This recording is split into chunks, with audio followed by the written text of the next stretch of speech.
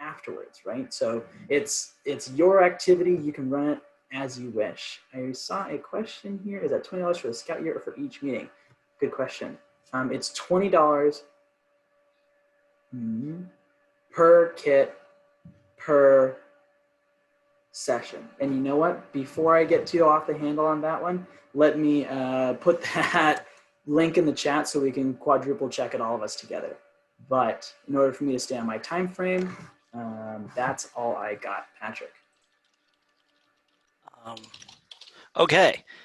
All right. Yeah, that was a good question. I was gonna ask the same thing too, about whether or not those were or all required adventures and maybe some electives, etc. So, I mean, obviously you guys need to do, if you're more time constrained on planning and you need something kind of just to get you there, or, that's factored in the cost. But I think it's cool that they kind of have these things available to you if you find yourself short on time for planning. Let's see. Speaking of resources, Heather, I think you were going to we'll talk about these couple of these things, and I think you're going to share some information on Den Leader resources. But one of the things that Scoutbook is doing that is relatively new, I guess it came out a little bit earlier this year, which was setting up a Den Leader friendly version of Scoutbook. And so if you go online, or if you're using the browser on your phone, if you went to leader.scouting.org, log in, you can use your my.scouting account, just log in, and it will show you an interface that shows you basically your den, and it has a list of all the adventures, and it has access to any den that you're assigned to. And the cool thing that's different is that there is a soft version of the Den Leader handbook or Den Leader guide for that rank available inside of that interface. Probably like some of you who've been in Cub Scouts for a while, you may or may not have purchased, the latest Den Leader guide. I was really surprised because usually you have to go to the Scout shop to do that. This is a very nice, the full document that's available. So check that out if you haven't seen it. But it definitely, for anyone who who's new to Scoutbook, it's a great way to kind of get them into using Scoutbook. Also, Den Leader tips and tricks. There's a lot of videos that are available, which are super helpful if you're not sure like how to approach the adventures and so forth that you're doing. And that's available at scouting.org, and follow this very long URL. But those are certainly helpful in helping you kind of conceive how you're going to conduct your meetings. Now, Heather, did you want to mention anything regarding Den Leader resources? Sure. When we were approaching this year, we were trying to think how to keep our families engaged with not overwhelming them. One thing that we had found for our family is the uncertainty of everything was very challenging.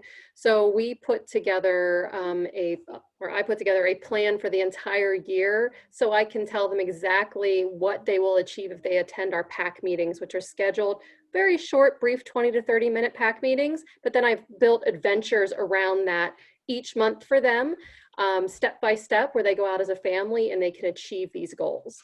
But I put out a whole year worth of material to them so they can see what they will achieve. And then bi-monthly, I drop off a scout bag that has the materials they might need, supplementary materials that they might need to accomplish that. And then for my dens, I'm running 2 dens. I've done something very similar. And I believe that Matt is putting up those resources of the plans that we're using up for everybody to share. And I've also created a matrix so I can figure out what everybody needs to achieve. So I can try to gear each month so it hits everybody. So we have our emergency preparedness month, we have our outdoor adventure month, and then we hit on all of those points. So that's what we're doing as a PAC. And we had our first PAC meeting. Everyone was very excited. They were excited to get their scout bags. I had a couple of Wolf Scouts eat their edible fossils before we were ready. But I was excited that they were happy to be back in scouting. Oh, that's great. Has anyone, are there any other resources that people have been using to help them plan their program for the year? I mean, I know that there's one more website that I usually use quite heavily, which is, I think, usscouting.org. And the nice thing about that is if you're doing adventures, and like when we do set up den meetings, we kind of send a letter each month out to our den. I'm a den leader with 3 other dens at the Wolf Rank currently. We try to coordinate what we're doing together, and we try to assign some of the adventure requirements as homework, so you can prepare ahead of time. So we can, because we try to stay within a 60-minute window. If you're using a free version of Zoom, for example, you only have 40 minutes before you might get kicked off. So you have to keep your meetings pretty tight. And so we like to set up some homework, and that website actually has worksheets that you can use for all of the adventures. And so if you want to have, like, requirements 2 and 3 as homework, there's a way that you have a consistent way for everybody to kind of complete that homework. And so it's easy to kind of set that up as a PDF and email that to your dens. So I find that to be a super valuable resource if I don't want to reinvent the wheel, and to have something that everyone can use. Patrick, if I can chime in, one of the things that we're trying to do is we're trying to use our Shutterfly account to sort of capture those adventures and for the scouts to see each other out doing the adventure. So I've set up folders or albums for each den so they can share that. The den leader can see it being achieved, and then the scouts can see their friends also doing the adventures. Oh, that's great. Anyone Also, have anything? Yeah, so over the summer, the Buckeye Council did this cyber summer camp, space camp, and they also now are creating this home adventure club where it's similar to the adventure packs that our council is doing, but they don't have actual materials, but they also have, like what you mentioned, pre-planned activities for every den, and like PDF files and videos for resources to get things done. So that's on homescouting.org. So that's just another resource that I've been using. All right, write that down on homescouting.org. Yeah. Cool.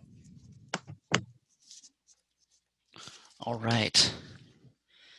So I guess we can move on to the next slide, which is really just talking about success stories and things that all of us have done that we felt went well and can share with each other. Kind of how we're doing scouting in today's socially distant setup. We've like probably most units, we've seen a great amount of attrition in our unit as between end of May and the restart of kind of our active program year in August. So we saw a 25% attrition that we would normally have seen. But we did do like when COVID hit, we, at our last meeting was in February, which was our normal blue and gold. And then, March, April, we didn't have full meetings, though we did do a AOLs, but we didn't meet again until May. And we just wanted to have some sort of closure. And we did that via Zoom. And it's one of those things where everyone was familiar with it already.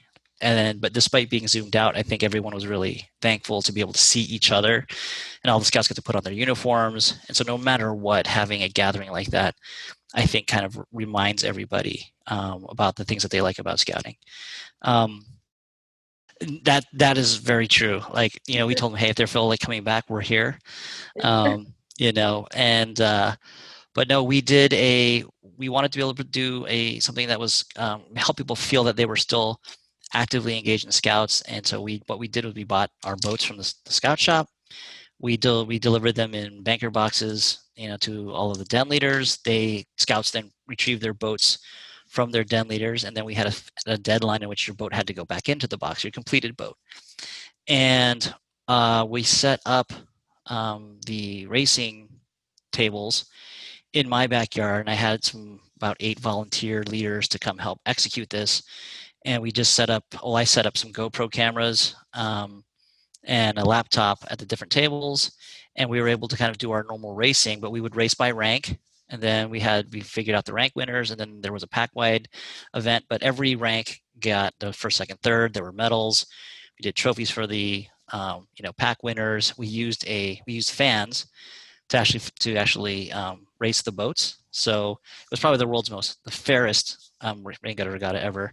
But we did short tracks so that the fan could actually blow all the way the boats all the way to the end. And the feedback from the pack was fantastic. Like everyone was so happy that they got to watch their boat race. We had at least 45 to 50 connected folks to the Zoom over the course of, I think, 3.5 hours that it was open. And the kids really enjoyed seeing their boat race. And they felt that it was kind of like watching a sporting event on TV, which is kind of the goal that we had. All of us leaders were in uniform. We had sailor hats on. We had custom boats that when they got their boats back, they got their certificates, they got their ring, they got their cookie. So anyway, it was everyone was happy that there was a way to kind of maintain a marquee Cub Scouting event in a completely distant, COVID safe manner. And so I think that those types of things, I think, we can do them without the Scouts, but still kind of give them the activities that they're used to doing. This was kind of going to be a dry run for Pinewood Derby, for example. So we were trying to figure out how to do that exact thing for Pinewood Derby, because we want to set up the track, but in our driveway, would it stay overnight? And how do we get it accomplished? And could we maybe partner with another pack or troop so we all do it one weekend? Well, that's a good thing. I think a lot of packs have talked about, that's probably one event they want to make sure that we can do, because I do think it's important because the kids can all still build their cars at home. We're probably not going to have a build, sure if that's going to happen or not. But assuming that we didn't have a build day last year for our unit, but everyone still had their cars in there. It's very exciting. We're probably going to try to use our charter organization, which is the Elks, similar to Pack 915 is chartered by the same Elks Lodge as we are, and they've been very supportive of the scouting, of Scouts, and we're going to be able to set up our track indoors, because January is kind of cold to be doing outside in the backyard. But hook up the track, but then still use webcams to kind of bring the action to the Scouts from the comfort of their couch. And so, but now if we want to collaborate, if there's a unit that it's logistically challenging, I think we'd certainly be open to figuring out how do we kind of get the economy of scale of doing some of this together. Yeah, figuring out the schedule. Yeah, in the first Scout bag, we gave all of our Scouts their Derby car kits, just to give them something to start getting into. Anyone else had to do an activity that they would have not normally done during this period, but felt was well received by their unit? Well, since nobody else is going, we tried to do our rain gutter regatta. I think it was actually in April, virtually. And I kind of hate to say this, but the 3 people who participated had a lot of fun. It must have been later in the year because it was hot out. Because I remember instead of a pool, we put a couple of picnic table benches together in my backyard and plastic and filled it with water for our rain gutter. And I remember my kids jumping in it and taking a bath. So it must have been later than April, must have been more May or June. But like I said, the 3 of us that participated had a lot of fun, and I was disappointed that nobody else showed up. And we didn't even use real boats. We used just paper, fold paper boats, paper hat, paper type boats. And it was fun. Gotcha. Anybody else? Come on, Wayne. I know you had a camp out because I joined you. That was so long ago, though. Yeah, we did. We had a virtual camp out right before the national virtual camp out, I think. And I invited some people from other packs that thought they might want to do some stuff. So feel free to invite me and I'll show up. What did you guys do, Wayne? We had a virtual camp out, and we encouraged everyone to cook outside or cook in a scouting manner, like even if you're using your barbecue, to use foil packs or something like that. And then we had a session where different people showed off their tent setups and then showed what they had for dinner or how they cooked and that sort of thing. Did you guys try to do a campfire? And if so, how did that work? We did do a campfire, and we just asked people to do like a father-son, mother-daughter skit. just a 2-person skit to make it easy. Okay. And So- your skit was very good, Wayne. You and Steve. I like that one. So I think that we're doing stuff. We're gonna try to do it as a pack, but depending on how big your unit is and how much participation you think you'll get, I imagine that we're gonna want to try to assign the ranks to do something. Maybe they do like the wolves do a song, maybe the bears do a skit or some jokes, because there's a lot of households that you may have. There's multiple scouts in one family, so they could do a run-on, run-off type of joke with in their own house, but that will make it so that it's easier to not worry about 15 microphones all going off at once, because the logistics of doing something like that online's kind of hard. But there's definitely, I think, ways that we can bring do something fun that's still distant. One more thing just to add, so everyone's probably started doing their den meetings. We did a den meeting via Zoom last month, and it was an elective adventure. But we did things where we were doing the Finding Your Way one for the wolf, and I like to send out, as I said again, like a homework component, so the kids are kind of invested in doing some stuff before the meeting. We share that during the meeting, and then we present stuff during the meeting. And part of kind of to gamify the experience, I like to build Kahoot games. I'm not sure if you guys have done Kahoots. If you've been to any of the summer family fun nights, you've done Kahoots. And so I've been a real fan of that because it's something fun and it's competitive. But we also know that we're trying to do things that are outdoors and not just in front of a computer. And so part of it is making sure there's an outdoor component to what you're doing. We have a lot of families, but there's still a lot of families that aren't comfortable with meeting. So we wanted to do something that they can still be outdoors and not have to worry about crowd size. So I was, again, using geocaching as an activity in a park to help them, do some of the orienteering that they need to do for the adventure. And people just love being able to go out for an hour with their kid and, doing essentially like a treasure hunt, but also learning how to something new, like what are compass directions.